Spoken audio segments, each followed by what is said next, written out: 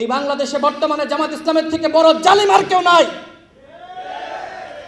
তারা এখন কথায় কথায় গালিগালাজ করে, আমাদের বাক স্বাধীনতাকে হরণ করতে চায়, আমাদের বিরুদ্ধে নানান অপপ্রচার। এগুলো কেন করে? যাতে করে আমরা আর বক্তব্য না দিই, চুপ হয়ে যাই। জামাত ইসলাম এবং এনসিপির যে ন্যারেটিভ, সেই ন্যারেটিভের বিরুদ্ধে আমরা যাতে কথা না বলি, এই জন্য তাদের একমাত্র হাতিয়ার হলো গালিগালাজ। জামাত এবং এনসিপি শিবিরের একমাত্র হাতিয়ার হলো গালিগালাজ করে মানুষকে থামিয়ে দেওয়া। কিন্তু আমরা কি থেমে যাবো বন্ধুগণ?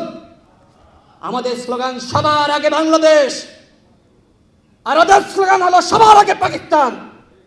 ওরা অখণ্ড পাকিস্তানের স্বপ্ন দেখছে, আর বাংলাদেশের মাননীয় প্রধানমন্ত্রী তিনি স্বপ্ন দেখছেন এই বাংলাদেশকে গঠন করার, রাষ্ট্র পুনর্গঠন করার।